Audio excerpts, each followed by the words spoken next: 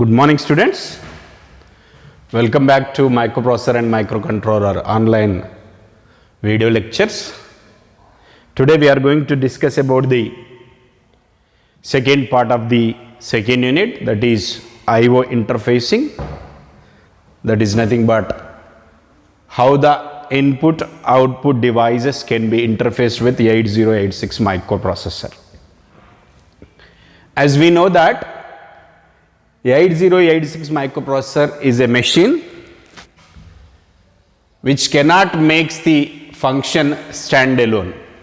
That means it can make the function when it is interfaced with the input output devices such that it gets the input in the form of binary from the input device, and some of the instructions will be going to operated on those binary input, and these instructions can be called from the memory, and such that it is going to produce the output on the displays, that is output devices.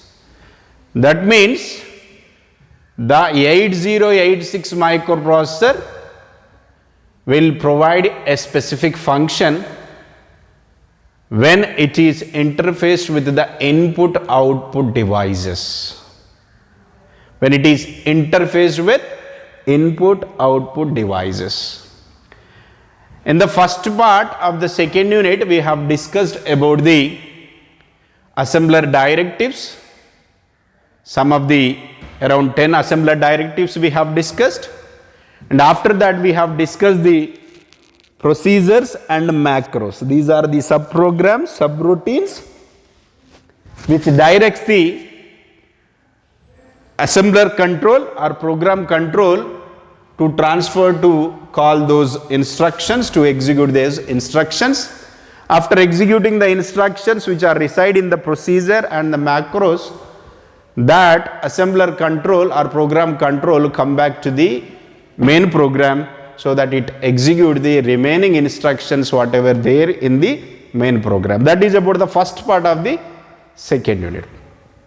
Here we are going to study the second part. We are starting the second part of the second unit, that is I/O interfacing. I/O is nothing but input output devices. Input output devices, how they are going to interface with the 8086 microprocessor. So interfacing means what? Generally interfacing is nothing but it is a connection between the two different modules, or it is a connection between the two different workstations without having the load effect of one on another, for data exchange or the data transfer. What is the necessity of making the interfacing of two devices or the two modules? It is simple that to exchange the information, to transfer the information from one workstation to another workstation without having any load effect. So interfacing is nothing but it is the interconnection between the two workstations without having any load effect, on one another, for the communication purpose or the data exchange purpose. This is the interfacing, definition of the interfacing. Then why the 8086 microprocessor has to be interfaced? It has to be interfaced with I/O devices. We know that the 8086 microprocessor is a machine. It standalone cannot make the specific function. It has to get the input from input devices, and it has to call the instructions from the memory, and that instructions are going to operate on that input such that it delivers the output. In the output devices, so that in order to accomplish one particular function, the 8086 microprocessor has to be interfaced with input output devices. Interfacing is nothing but it is an interconnection between the processor to the input output devices. It is a interconnection between the processor and the input output devices. But this is one workstation and this is another workstation. We need to find the compatibility to make the interconnection between these two. So here interfacing is nothing but it is the interconnection. It is the interconnection between the two workstations without having the load effect and for the data transfer we are making the interconnection. The connection of I/O devices, I/O devices nothing but input devices and output devices. The connection of I/O devices through the ports to the processor is called I/O interfacing. That means what? This is one machine, this is another machine. This is a processor and this is input output devices, and these two will be interfaced with the ports, and that process of interconnection is named as interfacing. Microprocessor is one machine, input output devices are some other devices, and such that we have to make the interconnection through the ports, and this process of making the interconnection of the microprocessor with the input output devices through the ports is named as interfacing. A microprocessor need to be interfaced to the input output devices for the purpose of communication with the outside world. It has to be interfaced with the input output devices. 8086 microprocessor has to be interfaced with the input output devices for the purpose of communicating with outside world and to memory and to store the instructions in the memory. And this is about general definition of the 8086 microprocessor. Here we need to focus on this is the microprocessor and this is the input output devices, how these are interconnecting, how these are interfacing, use the input output ports, that we need to focus. That what the device which is making the interfacing between the 8086 microprocessor to the input output device, and that is named as I/O port. I/O port is nothing but it is a programmable logic device. It is an integrated circuit.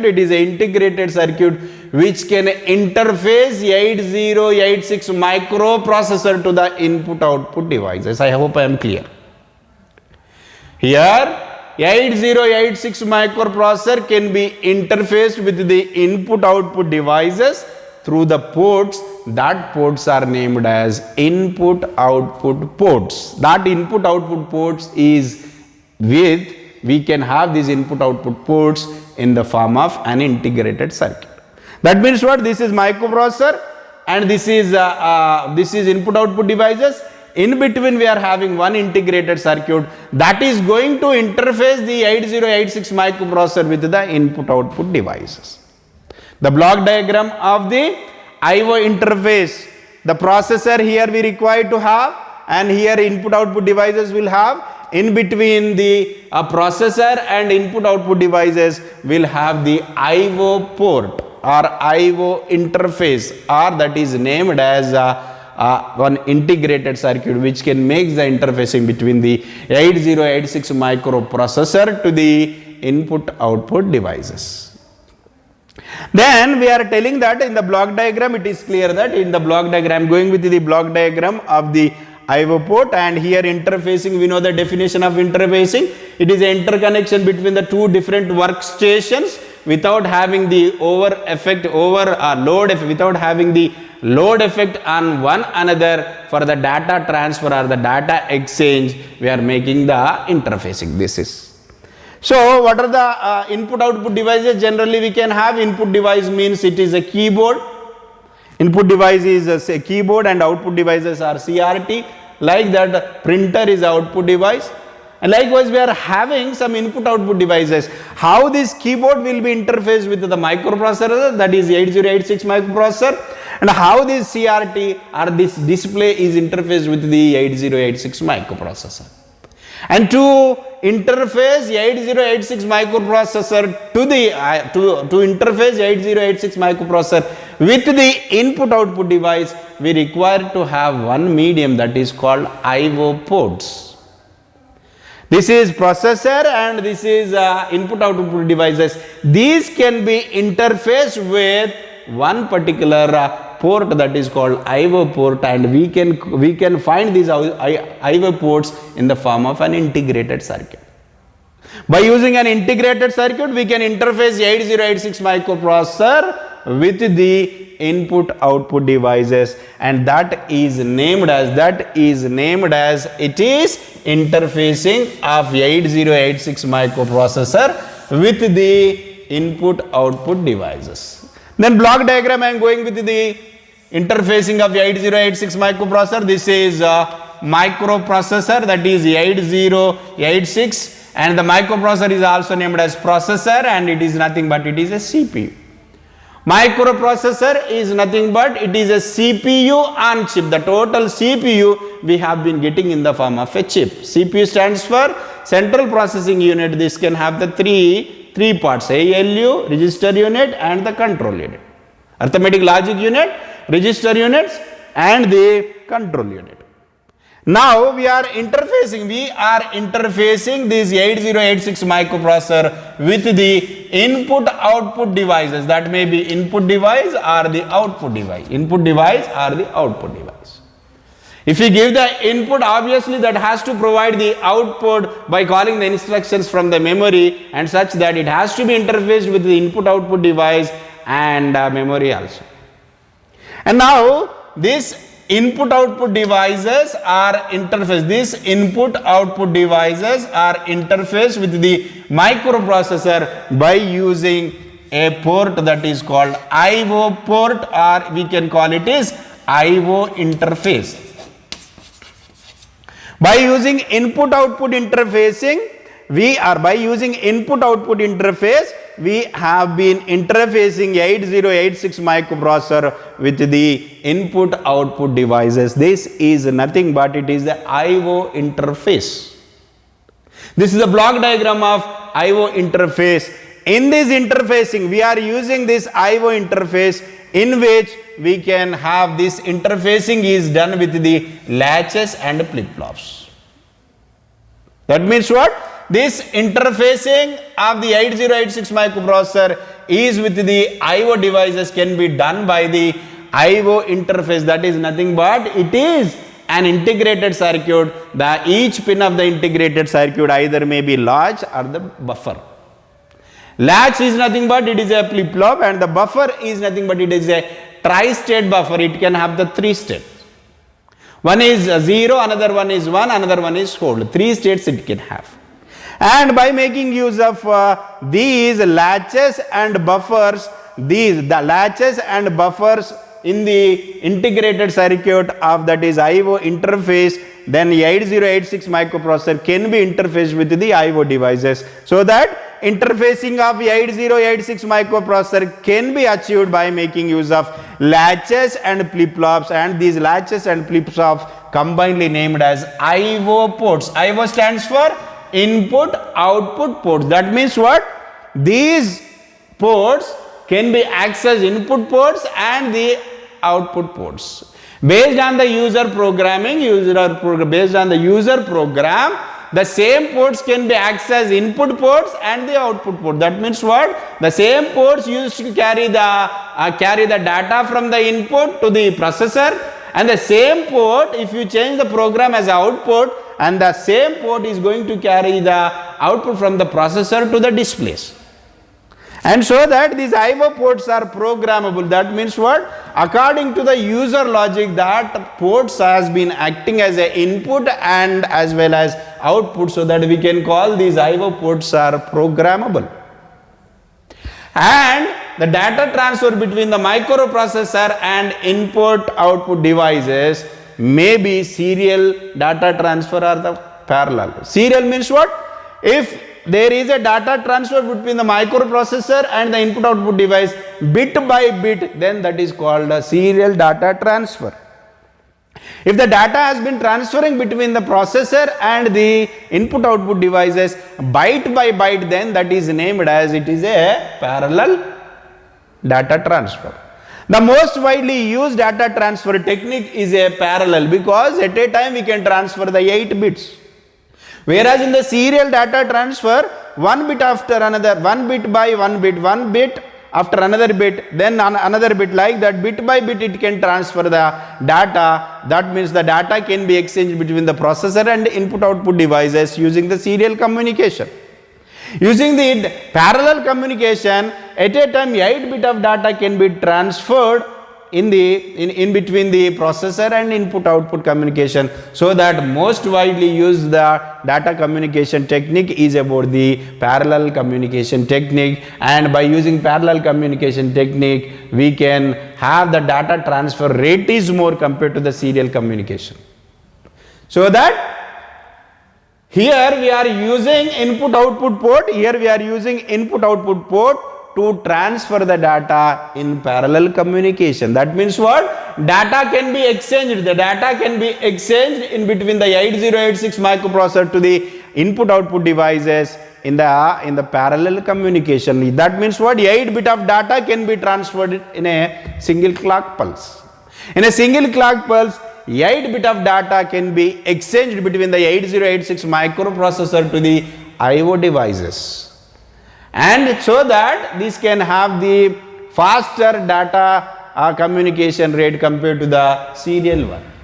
Now I have explained what are the important things we required to make the interfacing of 8086 microprocessor to the input output devices. These two are different machines, so that they can't directly connect it, so that we require to have one interfacing technique, interfacing device. That interfacing device is named as IO interface. This IO interface is nothing but it is an IC. It is an IC. IC stands for integrated circuit, which can have the pins. That pins will be either latches or buffer. That will be in terms of latches and buffer. And these latches and buffers are, these pins are named as IO ports, input output ports. So that here we are inserting one IC, and some of the pins are connected to the microprocessor, some of the pins are connected to the input output devices, some of the signals are connected to the input output devices, some of the signals are connected to the microprocessor, because it is having an IC. It is a IC, and each pin can be with the latches or flip-flops, and these two are named as combinedly input output port, and these input output ports are programmed by the programmer according to the user program. The same port can act as input and output. Based on your designer logic, the programmer logic, that the same port is going to act as an input and as well as output. So we know that the data transfer between the processor and input output devices, it can be two ways. One is serial and another one is parallel. To have the fast data fast rate, that means the rate of data is transferred between the microprocessor to the input output devices is speed, then we are going with the parallel data transfer technique, that is called parallel communication. Now we need to find out a device such that it has to satisfy all these things, and that device is nothing but IC. That IC is named as 8255 PPI. 8255 PPI means programmable peripheral interface. Peripheral is nothing but input output. Programmable, that means what? These ports can be 8255 programmable peripheral interface. That means what? This is an IC in which we are having some ports, that is nothing but pins, and these pins with the latches and flip-flops, and these can be programmed according to the user program. The same can act as input and output. So that here what we are using, the 8086 microprocessor, and this is input output devices, and this is nothing but IO interface. So that IO interface is nothing but 8255 PPI. 8255 PPI is nothing but it is a programmable peripheral interface. Programmable means that can be pins can be programmed such that according to the according to the program logic that can perform, that can access, that the pin can access input as well as output, and that is nothing but 8255 PPI. It is nothing but it is IO interface for the microprocessor, that is 8085 or 8086 also. So in parallel data transfer, data is simply sent to or read from the IO devices at the appropriate time. But means what? Here this is supporting that PPI is supporting the parallel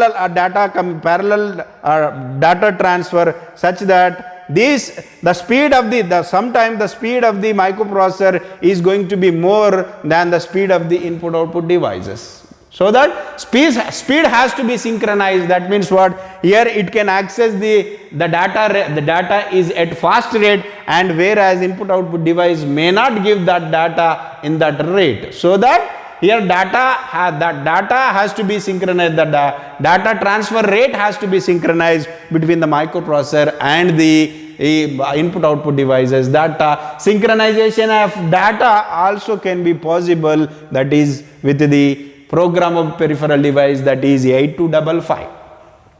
Here we need to remember one point is that 8255 which supports the parallel communication.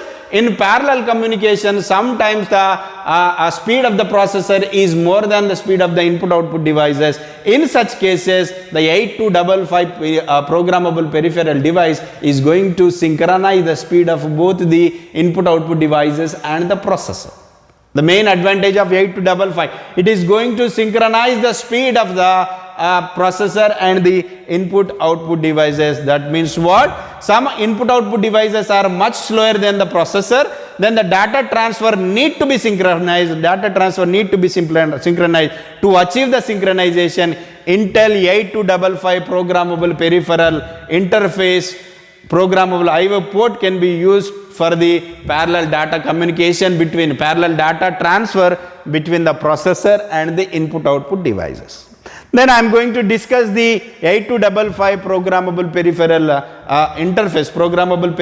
interface, the features and their pin diagram also. I am going to explain the features of 8255.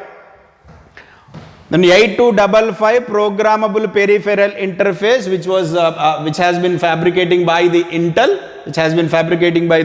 Intel, and it supports the parallel data communication, and it makes the synchronization of data flow between the processor and the input output devices. 2 points you must mention in the introduction of 8255. First point is that it supports the parallel communication,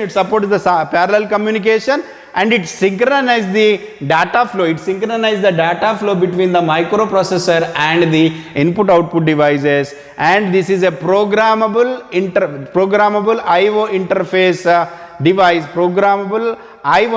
device. That means what? It is an integrated circuit which supports for the input and as well as output, and these inputs and outputs can be with the latches and the buffer, and these ports are programmable according to the program that can access the input and the output. So that I am going with the features of 8255 PPI, and the first feature is it is a 40-pin dual-in line integrated circuit package. That means what? It is an integrated circuit. As I said earlier, this interfacing is nothing but it is an IC. IC is with the 40 number of pins, 1 to 20 here left side, and 21 to 40 and 20 more, and so that it is a 40-pin integrated circuit. In this 40 pins, 24 pins acts as input output lines. 24 pins acts as input output lines, and that will be divided into 12 plus 12 or 8 plus 8 plus 8. I hope I am clear. Out of the 40 pins, 24 pins will access 24 pins acts as input output port. That means that can be used to connect to the input output devices, and that can be used to connect it to the processor also. So that this is having, out of the 40, 24 pins acts as the input output lines. Further, it is divided into two groups, that is 12 plus 12, or the three groups, that is 8 plus 8 plus 8. So that first group is named as, if it is three groups, A, and the second one is B, and third one is C. So that each group is having how many lines? It is having the 8 lines. So that I am going with the port A. Port A, how many lines? Port A is 8 lines here. Port A0, port A1, port A2, port A3, and port A4, port A5, port A6, and port A7. Totally, these two are combinedly port A. Port A is with how many lines? It is 8 lines. Then the port B is nothing but, here 3 lines are there, PB0, PB1, PB2, and next one is PB3, PB4, PB5, PB6, PB7, and these two combinedly, that is port B. Port A, port B, port C, that is nothing but what? These are the input output lines. According to the user program, these lines can act as input or output. This can be connected to the input output devices, or this can be connected to the microprocessor based on the program. And next one is a port C. Port C, here we are going to have the port C here.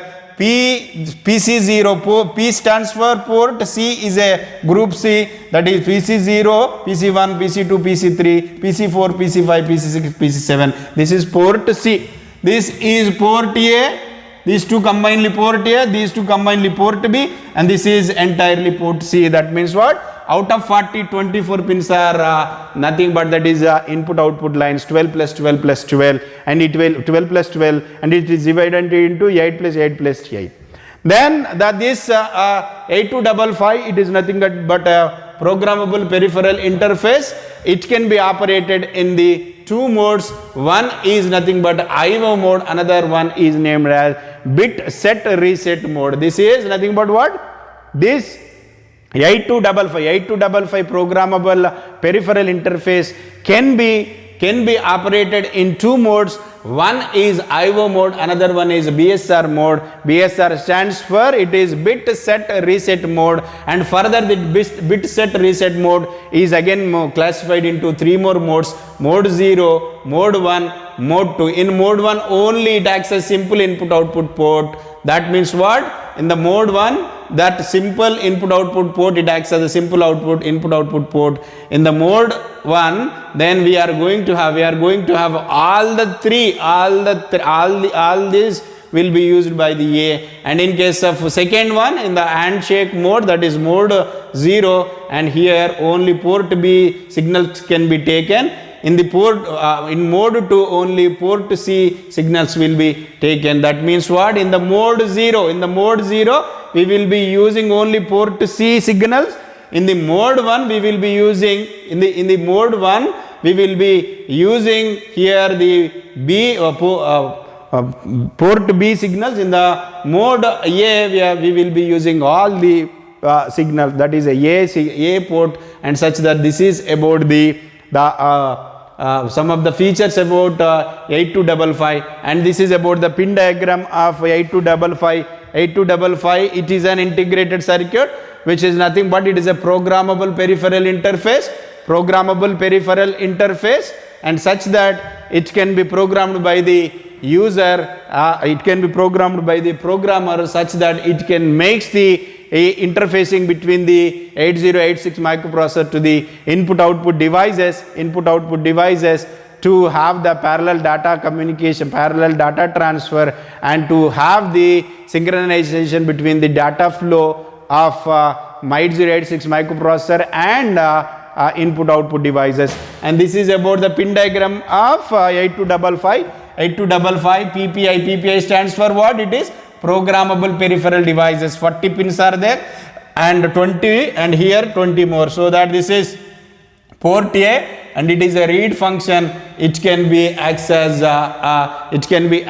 the output port for this one, because it is going to read the data, or it is going to read the instructions from the memory. And next one is this is control status, and the ground A1 A2 is nothing but this defines the address. And coming to this one is port C, this is port B, and here these are there is having data lines, because it supports the parallel data communication. In parallel data communication, it transmit the 8 bit of data at a time, so that it is having the 8 bit of data lines D0 to D7, that is nothing but data lines. And this is read set, and this is write operation, and this is VC, and here ground. VC is nothing but for this IC 8255 integrated circuit, VCC is about plus 5 volts, and the clock frequency of this E1 is required. It will get from the 8086 microprocessor only, so that it is an interfacing device between the 8086 microprocessor and the input output device, so that each pin can serve a particular function in making the interconnection of 8086 microprocessor with the input output devices. In tomorrow class, we are going to discuss about in the next class, we are going to talk about all the pins which are described, which are there on the pin diagram, such that we are going to study the complete architecture of 8255. After that, we have to focus on the modes of operation of 8255. Thank you, students.